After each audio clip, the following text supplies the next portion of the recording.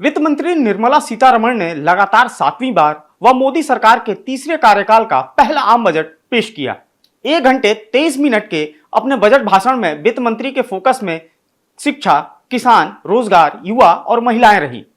Union budget 2024-25 में बिहार और आंध्र प्रदेश के लिए मोदी सरकार द्वारा खजाना खोल दिए जाने से दोनों राज्यों की सत्ताधारी पार्टी जेडीयू और टीडीपी गदगद हैं।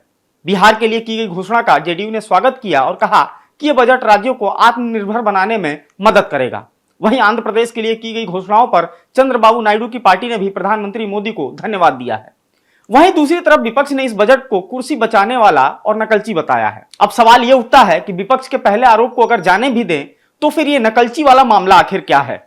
आज के इस एक्सप्लेनर में हम इसी पर बात करेंगे कि आखिर इस बजट में ऐसा क्या है जो विपक्ष ने इसे अपनी नकल बता रहा है, खास तौर से कांग्रेस।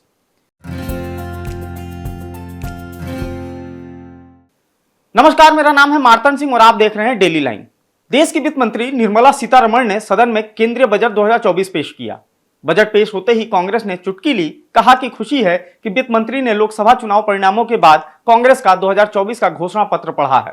वहीं सबसे पुरानी पार्टी ने यह भी कहा कि बजट भाषण दिखावे पर ज्यादा केंद्रित रहा। दरअसल वित्त मंत्री निर्मला सीतारमण ने केंद्रीय बजट 2024-25 में प्रधानमंत्री इंटर्नशिप योजना की घोषणा की है, जिसके तहत युवाओं को इंटर्नशिप के साथ 5,000 रुपए का मासिक भत्ता मिलेगा। वित्त मंत्री ने यह घोषणा क्या की, कांग्रेस के लोग सत्ताधारी दल की चुटकी लेने लगे। अब हर कोई समझ नहीं पा रहा था कि आखिर ये क्या हुआ, तो इसको जानने के लिए हमें 2 महीने पीछे जाना होगा। दरअसल कांग्रेस ने हाल ही में संपन्न हुए लोकसभा चुनाव के लिए जारी अपने घोषणा पत्र, जिसे न्याय पत्र नाम दिया गया था, उसमें प्रशिक्षुता के अधिकार का वादा किया गया था, जिसके तहत उसमें डिप्लोमा एवं डिग्री धारक बेरोजगार युवाओं को प्रशिक्षण के साथ 1 साल तक हर महीने 8500 रुपए देने का वादा किया गया था। कांग्रेस ने इस कार्यक्रम को पहली नौकरी पक्की नाम भी दिया था। अब जब बजट पेश करने के दौरान वित्त मंत्री ने युवाओं के लिए जैसे ही इंटर्नशिप योजना की घोषणा की, कांग्रेसी नेताओं की बाछें खिल गई। कांग्रेस नेता यानी कि नेता प्रतिपक्ष राहुल गांधी ने इसे कुर्सी बचाओ बजट करार दिया है। राहुल गांधी ने दावा किया कि यह बजट कांग्रेस के चुनावी घोषणा पत्र और पिछले कुछ बजट की नकल है। राहुल गांधी ने एक्स पर पोस्ट किया, सहयोगियों को खुश करने के लिए अन्य राज्यों की कीमत पर उनसे खोखले वादे किए गए, अपने मित्रों को खुश किया गया, एए को लाभ दिया गया। यहां एए का मतलब बहुत कुछ हो सकता है, लेकिन अभी तक राहुल गांधी जिस तरीके से अंबानी और अडानी को लेकर सत्ता पक्ष पर हमलावर रहे हैं, एए का मतलब उसे निकाला जा सकता है।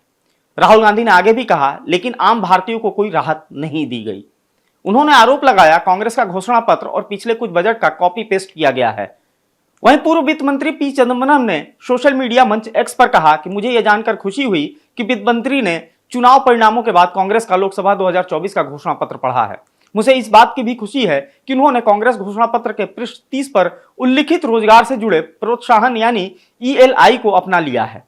उन्होंने आगे कहा कि मुझे इस बात भी की खुशी है कि उन्होंने कांग्रेस के घोषणा पत्र के पृष्ठ 11 पर उल्लिखित प्रत्येक प्रशिक्षु के लिए भत्ते के साथ साथ प्रशिक्षुता योजना भी शुरू की है।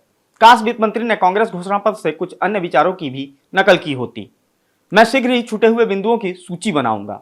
वहीं कांग्रेस ने यह भी दावा किया कि वित्त मंत्री निर्मला सीतारमण का बजट भाषण दिखावे पर ज्यादा केंद्रित रहा है तथा केंद्र सरकार ने 10 साल के इनकार के बाद स्वीकार किया है कि बेरोजगारी राष्ट्रीय संकट है, जिस पर तत्काल ध्यान देने की भी जरूरत है।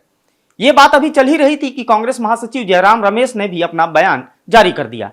सोशल मीडिया मंच पर जयराम रमेश ने कहा कि वित्त मंत्री ने कांग्रेस के न्याय पत्र 2024 से सीख ली है, जिसमें इसका इंटर्नशिप कार्यक्रम स्पष्ट रूप से कांग्रेस के प्रस्तावित प्रशिक्षुता कार्यक्रम पर आधारित है, जिसे पहली नौकरी पक्की कहा गया था। हालांकि अपने चिरपरिचित शैली में योजना को सभी डिप्लोमा धारकों और स्नातकों के लिए गारंटी के बजाय मनमाने लक्ष्य यानी 1 करोड़ इंटर्नशिप के साथ सुर्खियां बटोरने के लिए डिजाइन किया गया है।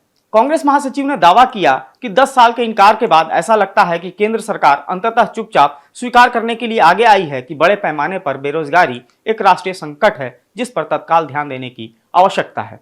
रमेश ने कहा कि अब तक बहुत देर हो चुकी है और लगता है कि बजट भाषण कदम उठाने की तुलना में दिखावे पर अधिक केंद्रित है। फिलहाल बजट पेश हो चुका है, आम जनता के अंदर इसको लेकर मिलीजुली प्रतिक्रिया देखने को मिल रही है। आपकी भी कोई प्रतिक्रिया हो तो हमें कमेंट कर जरूर बताएं और फॉलो करते रहें हमारे डिजिटल प्लेटफॉर्म डेली लाइन को।